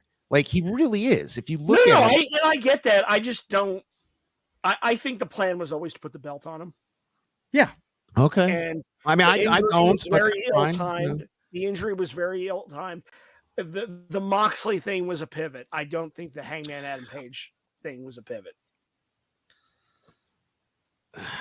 No, not so much. It was really a pivot. Don't. Okay, all right. Because he can put a lot of young guys over in defeat if they're chasing a title. He can still put a lot of young guys over. You don't have to win to get over. Okay, look, I hate to always bring things back to Bret Hart, but there's a lot to be learned from our elders. Okay, no, seriously, Bret Hart told Shawn Michaels before Survivor Series that he was more than happy to put him over, and because it was what was good for business. And that piece of shit, Chad Frost. And if you've watched Young Rock, you'll know that The Rock dislikes Shawn Michaels so much he wouldn't even let his name or likeness be uttered. They had a black man with a Bianca Belair style braid play the role of Shawn Michaels, but they named him Chad Frost. So if you haven't seen this episode, it's very obviously Shawn Michaels. And back then, I'm sure he's not like that anymore. Whatever, whatever. Found Jesus. But, yeah, I mean, most assholes have to find Jesus if you think about it. Just saying. just gonna throw that out there. Sorry, not to offend anybody. But shit, I lost my point. Anyway. Anyway, Shawn Michaels is an asshole, and it's obvious he's an asshole, and it's the same kind of thing. He was a young buck, and he was dynamite. He was Kid Dynamite, and he didn't want to take shit off of. He said to Bret Hart, Bret, and this is in Bret's book, which I have over there. He said, you know what, Bret, I appreciate that, but I would not do the same for you. After that conversation, that's when Bret Hart went to McMahon and said, look, I'll put anyone else over but Shawn Michaels. anyone else, and that's what led. And there you have a conflict of personalities, and you might as well have just stopped the entire thing right then, because all it's going to do is end up in badly, bad things. Yeah. No, and that's how I feel. Unfortunately, it was your boy that got fucked over in the process. Unfortunately, but this kind of reminded me of that. When I was listening to him report this news to me this morning, look, when I it comes immediately to, thought of Bret Hart. Yeah, yeah. Well, let's be clear about this, guys. Okay, everybody loves CM Punk, right? Everybody I know that watched him wrestle just thinks he's the bomb. I've got a friend of mine. Everybody I know, just all about CM Punk. Apparently, right? he's a locker room cancer, though. Yeah, I mean, I can name 3 people. I was fixing to say, you can't tell me that guy isn't in business for himself every second of every fucking day. Who, CM Punk? Okay? Oh, he CM is. Punk. And so, you know, he's making, I like here. I watched that. I guarantee you that after All Out press scrum, Tony Khan didn't even know that shit was coming. He didn't know what to do. I still think he didn't even know what to do. I still think it's a work, brother. You look at the expression on Tony Khan's face. Yeah, okay, hold up. Then why didn't he? Then what? Okay, unless he's dipshit. Yeah, unless he's the biggest pussy on planet Earth, why did he not speak up? Say it again. Okay. Right? Say I it said, again. unless he's the biggest pussy on planet Earth. You just called it right there. Is that what it is? Okay. Dude, think about it. Think about how they used to book shows. They did it on a thread, on a text message. That's how they did it. Yeah. Yeah. Yes. Yeah. Am I lying, Johnny? That's how they did it.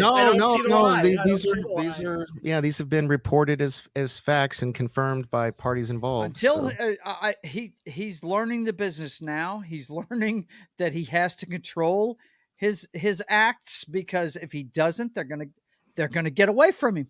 I will say one thing though. Tony Khan does know how to book the big shows. Every AEW pay-per-view has been really good. Yes. And really, everyone that went into with little to no build. I can name one that was not very good. Which one was not very good? Forbidden Door. Maybe not his fault, but that one was not very. Like, we lost half the matches we were supposed to get. Adam Cole gets injured. We don't get our CM Punk match. Like a lot of that was not his fault. Actually, the biggest disappointment coming out of Forbidden Door was I really wanted to see Bryan Danielson versus Zack Sabre. Yeah. So, Monkey Jeebus, for those of you who are not watching us live and are listening on the radio, Mega, who is the what is she? What is her title? She's the lead. She's the chief legal. She's the chief legal officer of AEW. He says Mega has the balls, not Tony. Boy, Johnny, you have gotten digitized, brother. Sorry. He is frozen and digitized. And he's frozen. Yeah, hold up. No, unmute yourself, brother. Unmute yourself. Am I back? You're back now. Yeah, yes. You were robot. You were doing this. You were robot voicing too, and I had black screens. Oh yeah, so you got to get some better internet, brother. Anyway, go ahead. What were you trying to say? We were talking about Mega from AEW. I didn't bring up Mega. No, what I were did. You saying just what were now you saying in for response the last to 30 seconds? Yeah. And there it is. Thank you. What did we lose him again? All right. Well, hey, I'm here. You guys apparently skipped out on my point and moved to a different point. No. We couldn't fucking hear you, bro. Like what did you say? We want to hear. That's why we're No, I was saying Forbidden Door did the best they could with the injuries that cropped up. That's why I said it wasn't. And it was actually a Tony's really fault. Good show if you watch it. It had some really good. I watched it, and it was entertaining pro wrestling show, but I had no stakes in it really because I didn't really give a fuck. I was fixing to say you got to consider the source here, Johnny, too, because he doesn't know half the wrestlers. I didn't know the majority. I didn't know the majority of the people. Japan, so I know a lot of those guys. Yeah, I didn't know the majority of the people on it. Like Will Ospreay is one of the greatest wrestlers. Will Ospreay is probably the greatest wrestler you haven't seen yet, buddy. I'm telling you. He watched the Omega match. Yeah, we talked about that. I've watched Omega, Ospreay. I've seen the thanks to Steve Austin years ago, I saw the Ricochet Osprey match. I love Okada. I love the yeah. Rainmaker. Okada's I great. think he's awesome. Yeah. Okada's basically Japanese Ric Flair and John Cena rolled into one. Yes, sir. Okay. Sure is. Well, without repeating what you just said, who's Okada? Have I seen him? Has he been on The Rainmaker? He's the tall blonde guy. I just showed a picture of him earlier, right next to Mercedes holding the belt. Monet. Yeah, holding the belt. Oh, he's the champ. That guy. Okay. Okay. He's always got the big Elvis robe coming out and everything. Okay. Yeah, man. That's the Rainmaker. The Rainmaker. The Rainmaker. He used to come out and dollar bills go flying. Like Did a big Chris cannon. Jericho steal his Painmaker Japanese gimmick from that guy then? No, they were feuding. No. They were they were feuding, and one was the Rainmaker, and the other one was the Painmaker. And the only reason, oh wow, that's funny. Only reason I know about the Painmaker is because he came into AEW. Yeah. So, but he started that in New Japan. So before we get back, before we get back into Raw, and the segment we left off at was the Ding Dong segment. Is there anything else indie wrestling you guys want to indie wrestling or wrestling news you want to talk about? No, you know I could talk about it all day. I'm just interested in where Jay White and Nick Aldis are going to end up. Those are the two best talent free agents out there right now. I want to know. Well, I'm familiar with Nick Aldis because of you. Who the fuck is Jay White? Jay White is the Switchblade, Bubba. He's been the leader of the Bullet Club since. Well, just listen to me now. Okay. You haven't seen him yet. I'm just trying to tell you. He's a tall, dark-haired guy. He's got long hair like most of the. Is he Japanese? Is he like no? This guy's he's from New Zealand. New Zealand. Okay. And I think he's sporting a beard now. Isn't he, Johnny? He's got the best goatee in wrestling. What are you talking about? Yeah, there it is. Yeah, it's a goatee. Yeah, and they call him the Switchblade. And the Switchblade. He's been the leader of the Bullet Club for the last few years, but he just had a win. He had to win a match against Eddie Kingston. You told me about this last week. Yeah, that's him right there. Pull that up. He just lost to Eddie Kingston, so he has to leave New Japan. You said that last week, I believe. Yeah. Okay. That's him right there. Because I know who Eddie Kingston is. So was this for like a title, or this was just like a career versus? No, it was a career match. Okay. It was a Eddie Kingston beat him, and so he cannot wrestle in New Japan now. So where do you think? I think he showed up in America in New Japan Strong. It's like a sub. It's kind of like the NXT of New Japan, and they're doing it in the U.S. And I think he wrestled for them this week, but he can't go back to Japan because he lost to Eddie Kingston. So where do you think? He's been seen in Impact before, but then again, they do a lot of work together. Just like AEW I does. see him going to AEW because if he goes to WWE, they're going to make him change his finisher. So you think he goes to AEW? What's his finisher? Why? What is it controversial? His finisher is called the Blade Runner, but it's the exact same move as Bray Wyatt's sister Abigail. Yeah, it's his sister Abigail. Yeah. So I can see him going to AEW because they won't make him change his finisher. Yeah. Okay. He's a great wrestler, though, man. You'll enjoy. He's a really good wrestler. I'm not gonna lie. He's really good, and he's a good promo. He's good on the stage. I'll check it out. He's got a really good character too. Yep. Okay, I'll check it out. All right. Well, before we get back to Raw, I tried asking our producer. He didn't answer, so I'm just going to call an audible and assume like it's better to get forgiveness than permission. Unfortunately, KGRA, who we are simulcasting with audio version only right now, is a digital broadcasting global radio network, and they have. They're just finally fed up with YouTube's bullshit. So they're not going to be on YouTube anymore. They have started a Rumble channel. Das Wolfen, if you can see it, I put the link in the chat. If any of you guys are on Rumble and would like to follow KGRA there, Pop Culture Minefields, or at least the majority of them, including this show, are still going to be on YouTube, but they have a lot of shows that are not Pop Culture Minefield shows, like most of their shows are not Pop Culture Minefield shows, and they're really cool shows, and they are not going to be available on YouTube anymore because YouTube sucks. So I actually made a Rumble account. I actually joined your community, Joe. Did you notice that? Yeah, I you know what? I'm just now starting to put stuff on Rumble. Yeah, I've had that for a while. It's man, I haven't. Here's the thing: you have to get like 100 people on Rumble to be able to live stream. No, 25. And 25. You only need 25 that they've lowered it to 25. Okay, you I only got to get to 25. work then. I got to put some stuff up over there. So guys, you see this. Joe, point to yours. You see Joe's. These are the exact same screen names we have on Rumble. Yes, absolutely. Please follow us. Once we get 25 followers, we can also simulcast to Rumble. But KGRA is no longer going to be putting their video on YouTube because the YouTube gods are dicks. So we are going to be KGRA. Look, let's be clear. They're the biggest game in town. So they can make rules that other people can't. I mean, an operation like Rumble is trying to build a base. The biggest, I tell you, the guy that really made me start looking at Rumble was Nick Rekieta.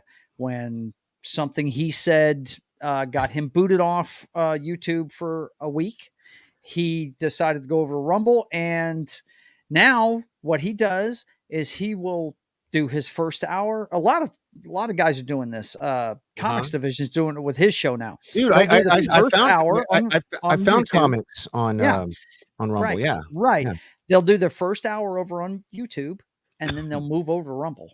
And the thing about Rumble is you can talk about whatever you want over there. They don't have the rules like, you know how you couldn't call the virus of unknown origin by its name for a long time. That's why what culture none of that over on Rumble. They called it the global bastard. They couldn't say the word COVID. They called it the global bastard. Exactly. You understand what I'm saying? Is that where all the maggot nuts went? What? Is that where all the maggot nuts went? It's quite possible. I don't. Look, don't say that. I don't want to because here's the thing. I didn't know about Rumble, so I got an email from somebody at KGRA. I've never met or talked to, but apparently he's the bigwig, and he emailed all of us hosts, and he was like, "Hey, man, this is happening. I'm releasing a statement, which has already been released, so you can check it out." And he's like, "We need to go." Gary is going to get pissed if you get the channel ganked, Dork. Oh, man. First of all, learn how to spell the word.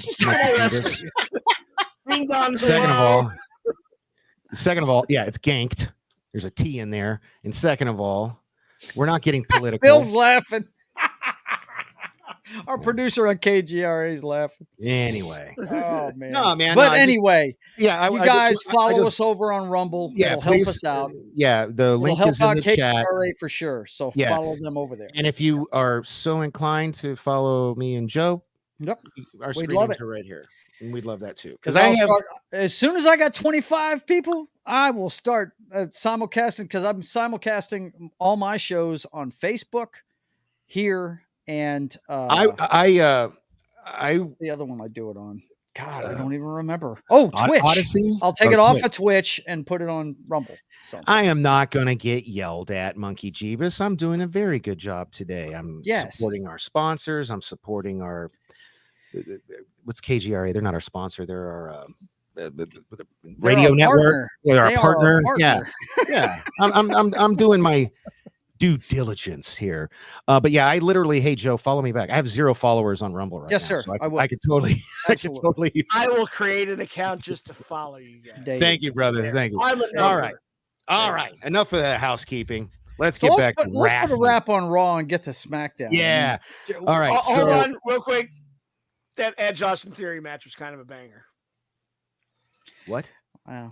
I haven't even gotten there yet. What are you talking about? That's the main event. You said we were going to put a wrap on. I'm just telling him. Hey man, let me get through my damn notes. You can see I've gone from doing 20 pages to just like not even a full page. I don't know if you can see that. Hold up. See it in. Yeah. So we're on Ding Dong Hello. Basically, this is to set up. So remember, I don't know if you guys remember, I said that it was reported by Fightful Select and others that Trish Stratus was going to come back on this episode of Raw and form a 3-way so they could do the Damage Control versus Becky, Lita, and Trish. Well, one of the Damage Control chicks is injured. I think it's Dakota. Yeah. And so they had to change the plans. So now they're building up to I guess they're going to do the Freebird rules. They're building up to Lita and Becky versus Damage Control instead. So that's going to happen now, and that's what this segment set up. So the big surprise at the end of Ding Dong Hello was Lita coming out and joining Becky Lynch to take on the Damage Control. After this, excuse me, we have the weirdest. What the hell's going on with Nikki Cross stalking Candice LeRae? This shit is weird. Like, I haven't brought it up before, but it's like the 6th time. And this time they actually, like, Candice LeRae confronted Nikki Cross. Do you have any thoughts on where this is going or what this is about? Hulu cut. Oh, well, then it's going no fucking where. All right. Yeah, so then, okay, you didn't see it, and Joe's not here. So Chad Gable gets obliterated by Bronson Reed. Hulu cut. Fair enough, because it was a very, very short match. But can we stop burying Chad Gable? Well, I mean, I think that's, like, unfortunately for him, that's his role now. He's comic relief with enough credibility to still be able to put over he guys. Can wrestle circles around he can't. I am not arguing, bro. I am not arguing with you. I am not. But the second they went, they just got to treat him like Kurt Angle. They should have made him Kurt Angle's illegitimate son and not the other dude. Agreed. Jason. Yeah. Agreed. But anyway, opportunities are going to miss opportunities. Yeah, it is what it is. Vince McMahon was getting senile in his old age. So anyways, so now we have, after this, wouldn't it be great if he had a black son? Let me tell you something, pal. That is such good shit, pal. It's good shit. I had a midget for a son. Anyway, so Elias is doing an in-ring promo, but for some reason, poor bastard, Bobby Lashley comes out and just obliterates him, and then cuts a promo of his own, and which was kind of conflicting with the Omos promo. Like, what's going on here with the are they going to make it a 3-way match? Is it going to be you know what I mean? Like, because he still hung up on Bobby Lashley. Pronouns, pal, being Bobby Lashley still hung up on Brock Lesnar. I mean, yeah. But Bray Wyatt is trying to. Bray Wyatt put out a challenge to both of them, and then Omos puts out a challenge to Brock. This feels very weird to me. Do you have any thoughts? Like, it's going to be a 4-way? I feel like they're going to pivot into something I don't want. And what's that? Like, I want Brock and Bobby round 4, no DQ, street fight. Me too. And I think that honors just last man standing is what I want. But at the same time, I want Bray Wyatt to have something meaningful at Mania. It's his first Mania back. And the last time he was on WrestleMania, it didn't go so well. But okay, but where the hell, like, usually, and maybe this is good that I have no effing clue. Usually I kind of have like an idea or a theory. In some respect. I have no idea where this is going. They've involved 4 wrestlers now in an angle. Where the hell is it going? Because, like, one's wanting to fight one guy, one's wanting to fight another guy, another guy's wanting to fight some mystery to keep me guessing. I enjoy, like the Usos, Kevin Owens, Sami Zayn drama. I don't know where it's going, but I'm along for the ride. Agreed, but that's been building. Bray Wyatt, Brock Lesnar, fucking square. I'm along for the ride, but I want to jump off screaming. See, so to your point, we've had shit. If you like, when did Kevin Owens face Roman Reigns for the title the first time? It was during the pandemic era, right? Wasn't that like 2020? Yeah. So we're talking about it was Royal Rumble. It was actually Royal Rumble 2021. Okay, so 2021. 2021. So we're looking at a 2-year build. I don't mind. That's when we did. That's when we did the handcuff spot. Yes. So I don't mind that. I don't know where that's going because we've had a 2-year build. We've had like a 2-week build with the Bray Wyatt shit. You know, we've had probably several years with Brock and Bobby, and then to like, I just don't get. And then to involve Omos, I guess maybe you're teasing the Hurt business, but like I just don't. I don't know. I don't see what. Can we just do something of substance with Bray Wyatt? Because I love Bray Wyatt, and I love. I agree do too, but I think it's too early to do anything with him yet. I think he's got character building to do. They're stuck in this Firefly Funhouse, Uncle Howdy crap. I'm not gonna lie, I did love the Firefly Funhouse segment this week. I don't know, man. I I'd like to see him move on from that. Yeah, I really would. I didn't think they were bringing Firefly Funhouse. I didn't think they were going to do it either, and they have. And so that seems like a rehash to me, John. Yeah, I'd like it was chock full of Easter eggs. The Uncle Howdy thing. Let's explore that. Let's see where that is going. Let's see what's up with that. But Uncle Howdy was a part of the Funhouse, and you got to admit this was a different Funhouse. Mm-hmm. No, it was. I mean, I guess. I mean, it started out like where he was basically. You don't have to thrust him back into the spotlight. You could have him terrorize somebody. You don't have to. Yeah, like what are they doing with LA Knight? They jobbed him out too. We'll get to that on anyway. So to wrap up Raw, there's one match left. Edge for the Austin Theory's United States title, and of course Finn Balor comes out, costs Edge the match to set up their continuing feud, which all rumors are still indicating it's going to be a Hell in a Cell at WrestleMania, which I want to see. I would love to see that too. So all right, yep, I'm down with that. Because with Triple H booking, it's going to be a classic Hell in a Cell. It's not going to be a normal match in a big red. Does he now? Here's the thing: if they do it, is Finn Balor the demon, or is he just Judgment Day Finn Balor? Man, the Prince coming out as the demon would be a bad motherfucker. That would be awesome. That'd be badass, man. It would. What if he comes out in purple demon makeup? That'd be cool too. I'm just saying, like, fuse the two, make him a purple demon, right? Yeah, the Prince demon, Prince demon, the Judgment demon, the Judgment demon. Yes. There you go.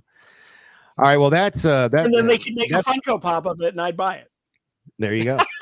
Well, that's all of Raw. Was there anything else you guys wanted to talk about? I mean, those were all my notes. I think it was a decent show. It was a decent show, but nothing really over the top. As a matter of fact, as we talked about the Cody, the Cody thing that everybody's tuning in for was lackluster because Paul wasn't even in the same room. So. Yeah, that's exactly what I was about to bring up. Was that? Yep. So okay, do we want to keep do we want to go straight into SmackDown then, and then? Yeah, I mean, you got a half an hour left. You need to hit what you want to hit. Yeah, the only real big things from AEW this week was they had that big benches clearing brawl at the end between Hangman and Moxley after Moxley completely destroyed Evil Uno.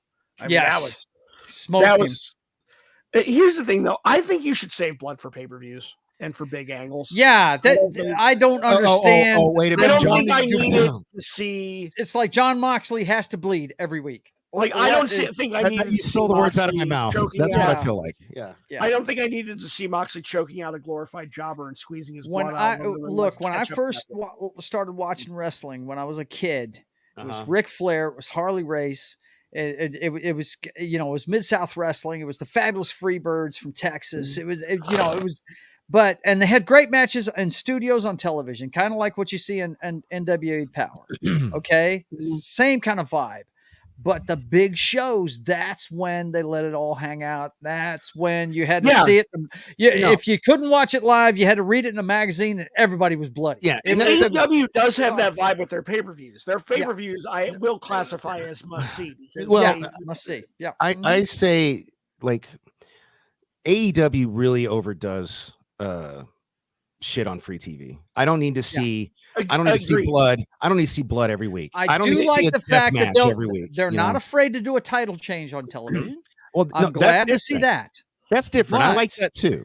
But the over the top getting grisly and all that stuff. Yeah, the gratuitous violence and the blood and guts. I don't need that on TV, man. But you got to remember this too. You got to remember this death match between Hangman Page and Mox. But I'm like, they literally just did a 4-minute Texas death match at the end of an episode of free TV. What more are you going to do in this match that I haven't already seen? The other thing you got to remember about AEW is, unlike WWE used to do, they're doing 2-3 shows a week, house shows. AEW only does one. It's Dynamite. Yeah, one or two. Yeah, that's all they do. Yeah. It depends on if they do a live Rampage. Yeah.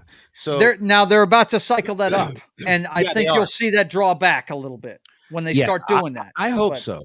So I'd anyway, rather see them phase out some of the YouTube shows and just make Rampage 2 hours long. Me too.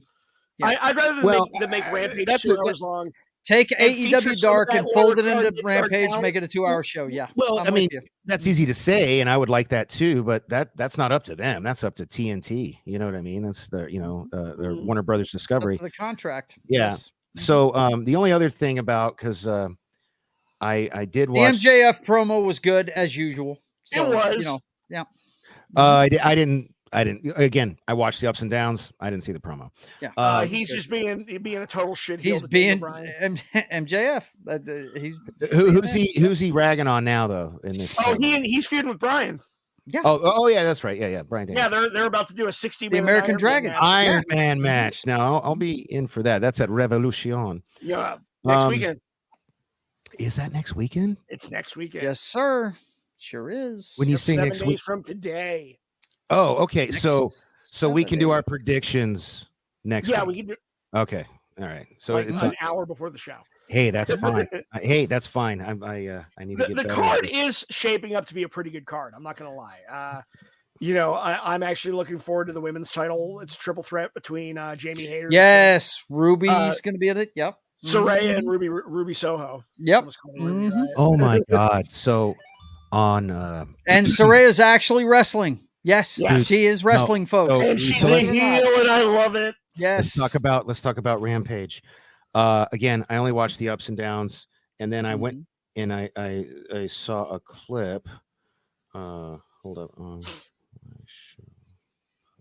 Okay, sorry, as a client.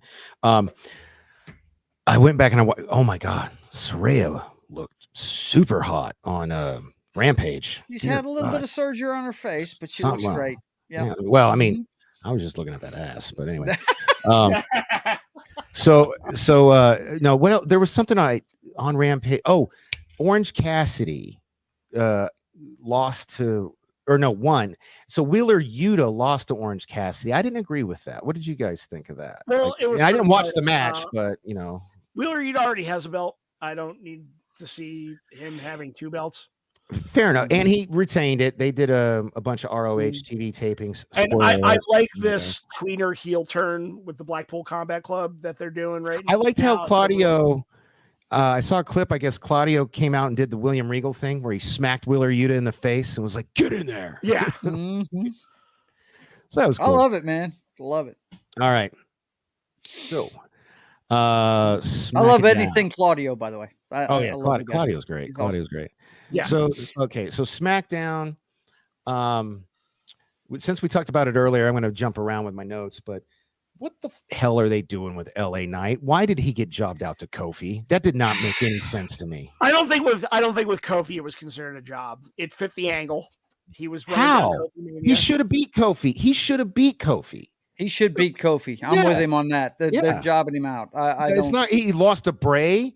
He didn't come out looking any better after that. Well, you knew. And then he immediately loses to Kofi. It was his coming home party. No. Bray. It would not have hurt Bray Wyatt to lose that match, especially with all the shenanigans with Uncle Howdy. And now all of a sudden, he and Uncle Howdy are okay with no explanation. I don't know. I'm not. I know, Joe, you like Bray Wyatt, but I'm not digging. I'm not digging anything they've done with him. I already said I don't think they need to push him right away. I think he needs to work his way back in. He's been gone for a long time. And if you go, look, you run the risk of doing the Roman Reigns thing, pushing people too soon. Yeah, let him get some matches under his belt. The biggest Bray Wyatt wall right now, and it's clear that they have no direction for Wyatt right now. They don't, because they were teasing putting Alexa Bliss back with him, and now that's gone all of a sudden. So they want to let Wyatt develop his own character, but unfortunately, there's this big wall that comes every April called WrestleMania, and that's a time where they want to feature everybody. Then you use him to build. Like, I don't know, man. I like LA Knight. And I just and I I'm not Eli Drake, right? You said he was. That's Eli Drake. Eli Drake. That's what I'm into, man. Let me tell you. I never saw any of his Eli Drake work, but everything I've seen of him as LA Knight, like Max Dupree, was garbage. But LA Knight, dude, he's got that it factor. He's like a combination of Steve Austin and The Rock. You know what I mean? He's got it. Yeah, He but does. so why are they shitting on him? This doesn't make sense to me. He should be winning matches, not losing matches. He looked good in that match, though. They gave him his offense. It wasn't a squash. No. I feel like in that case, like, it fit the narrative they were trying to push. He was running down Kofi Mania, so Kofi had to stand up for himself and defend. Hey man, you know what? Had to shut his mouth. Yeah. Here, They don't want to shovel dirt on Kofi's name right now. either. Wow. Exactly. All right, here's my thing. Here's my thing. If they didn't want to do that, they shouldn't have had Kofi Mania get squashed in 8 seconds by Brock fucking Lesnar. So Kofi's a joke, as far as I'm That was concerned. the Cain And it's Velasquez not, effect. and it's not his fault. It's not Kofi's fault. It's Vince's fault. It's the There you company's fault. And you know what though? It's part of WWE history now. So now Good points. LA Knight just got his ass whooped, got beat by someone who lost his title in 8 seconds. I got a feeling he's not going to get his ass kicked forever, though. No, he's I not. hope. He's a future champion. Since he we're talking about the LA Knight, Bray Wyatt stuff again, I said I'd jump around. Okay, this was the weirdest episode of Firefly Funhouse ever. Like, Yeah. he starts out like he's an internet troll watching on an iPad, you know, and then like talking to the camera, and then he comes into the Firefly Funhouse with all these weird things, and then we get the I'm not digging this, man. You guys need to like talk me off the ledge, or you feeling the same? I'm with you. I don't like the Funhouse period. One at a time. Okay. Joe first. All right. Joe first. Okay. I don't like the Funhouse period with him coming back.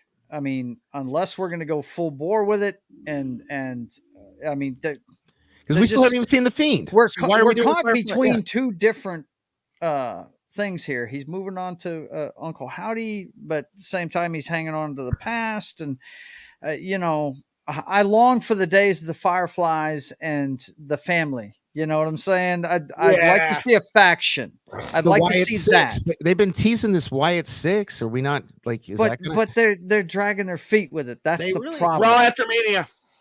Yeah. Yeah. Raw after Mania. Yeah. All right. Well, what were you gonna say? understand where I'm at, Johnny? They're dragging their feet with it. If they're going to do this, it's because of WrestleMania. make a step every WrestleMania's week screwing and up get all me their plans. invested. Quit doing this fucking cryptic crap. It's just, Yeah. he's back now. You can stop being cryptic. Let's take steps forward. I mean, Well, like I said, it's the WrestleMania wall. They need something for him to do at Mania. right? Is that Meatball? Is that Meatball making a guest appearance behind you? Yeah, he is. No, that's Zelda actually. Oh, that was Zelda. Oh, okay. Yeah. But yeah, they're kind of fumbling this one a little bit. I agree, man. It's kind of a. He'll kinda- bounce back. I'll just be glad whenever they get it together and By decide what they're doing. SummerSlam, everything will have come to fruition. I was fixing to say by SummerSlam he's going to be I hope so. in the top of Because, the draw, if you know what I'm saying. King of the Ring is the month before SummerSlam, based off. What of if Bray Wyatt wins King of the Ring? I mean, He's not going to do that. But how much cool, creepy shit could he do? He can do great Yeah. shit with a scepter. Yeah. yeah. We could get like Ministry Undertaker 2.0. Right. So, all right. So let's. What if what if Bray Wyatt wins King of the Ring and he like starts his own cult? He's already got a cult. Yeah, he's already got a cult. He doesn't need that. He doesn't need that he shit for a doesn't need cult. that. I don't know. I don't even know who I would have. Maybe Gunther. Have him win King of the Ring, so he's poised to have a title match against somebody. Look, I don't SummerSlam. care what they're doing with Bray, guys. What I want to see is that match he had with John Cena when he was trying to make John Cena go bad.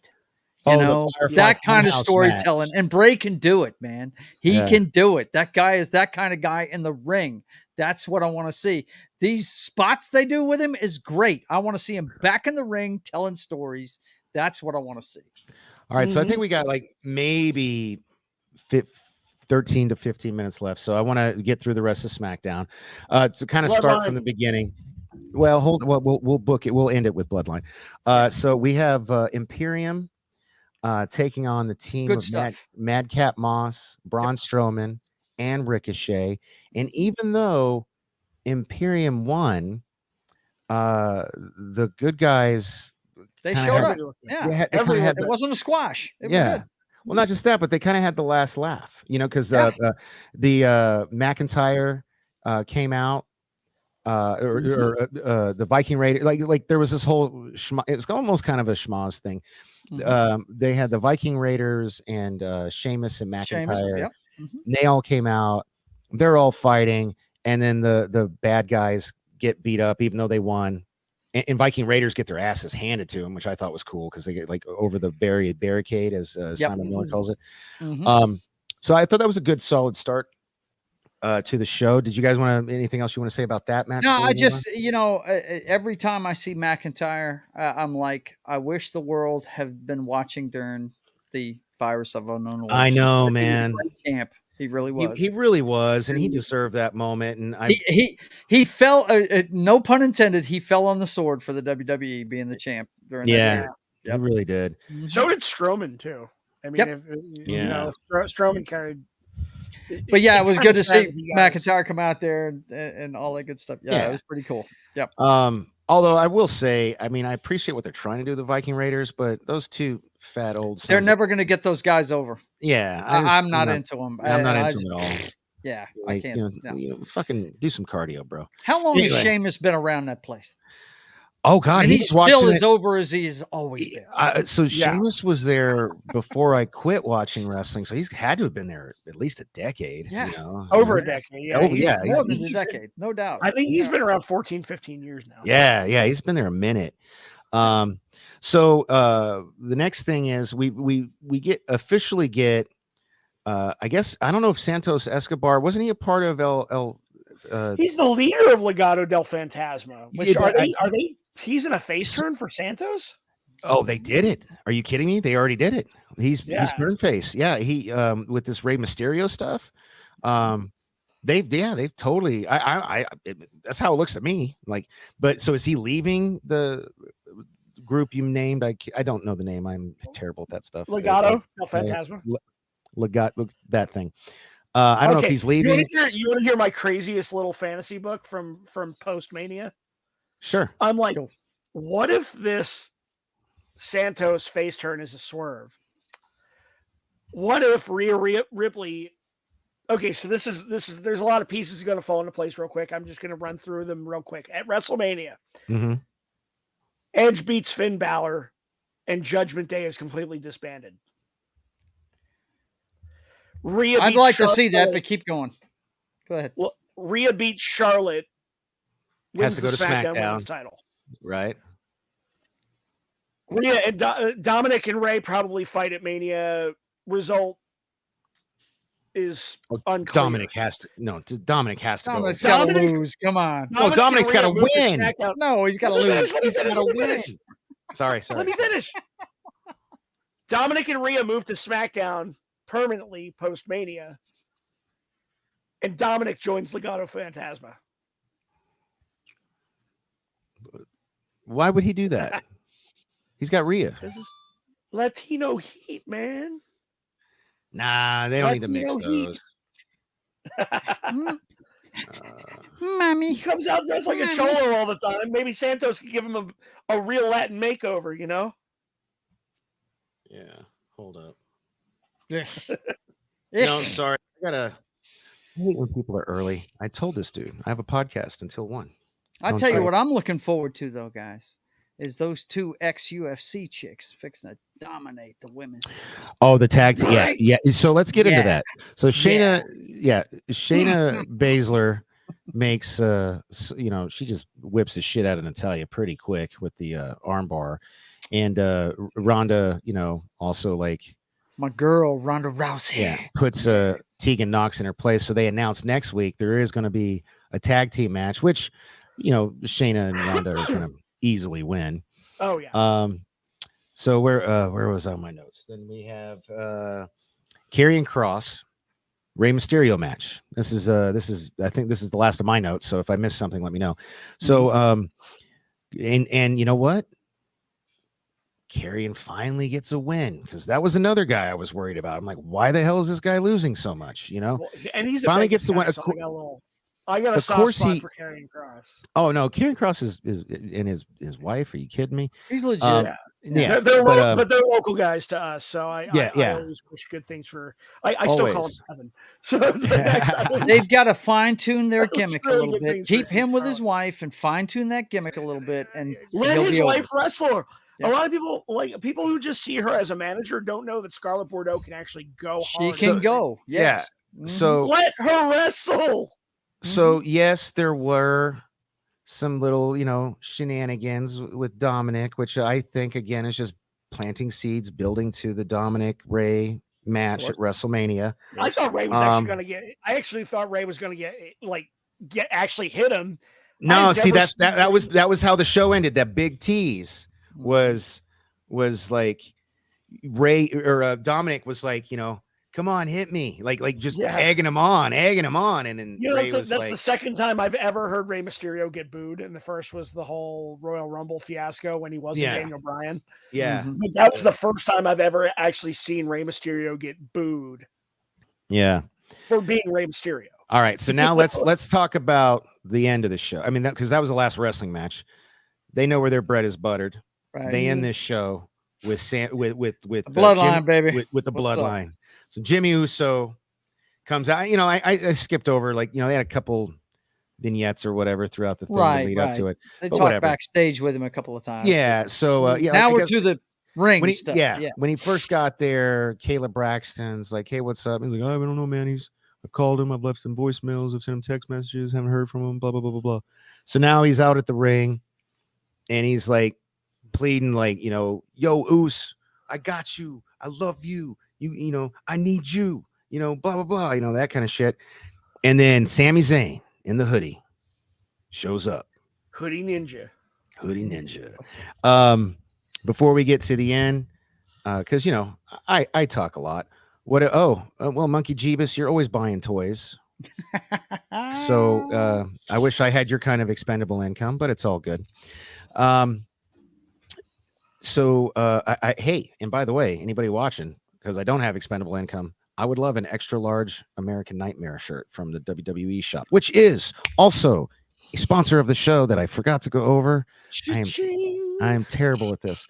Okay, so if my boy Das Wolfen will put the link in the chat, if you go to, I need to get a better link, wwe-shop.sjv.io/dorkside, which hopefully will be in the link.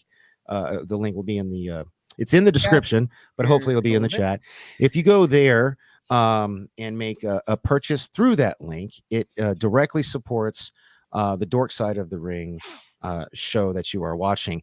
And right now, if you use promo code WWE49, you get free shipping on orders over $49. In addition to right now, for 8 more hours.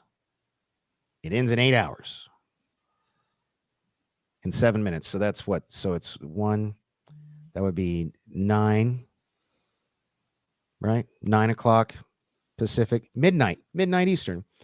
You get also 40% off. So check it out. There it is. Hopefully in the chat. The link is in the chat. All right. So I got to squeeze in that last sponsor. You got about 60 seconds to wrap up SmackDown. Oh, shit. I was going to throw it to one of you guys because I talk so much. I just needed to squeeze that last thing in. Well, Sammy comes out. He talks to Jay, says he doesn't want to fight. Jay pokes his head out in the crowd. Sammy takes a look, takes his eyes off Jimmy. Jimmy beats him up. Jimmy beats him down. Solo comes down, beats him up. No, Solo doesn't get his hands on him, actually. No, he runs out of the ring. Yeah, he runs out of the ring, but he gets the haluva kick on Jimmy when Jimmy turns around to look at his brother. Freaking teeth in. Yeah, and then he leaves the ring. Him and Jay, pronouns pal, Sammy and Jay exchange interesting look, and then Sammy goes into the crowd, but in a different section of the crowd than Jay's in. And that's how the show ends. What do you guys think? We got probably 30 seconds left. Sammy basically made the point. Sammy basically made the point. He's dismantling the bloodline. He said it during the promo. I am here to dismantle it because it's not what it's supposed to be. Yeah, he says to Jimmy, he's like, you can get off the sinking ship.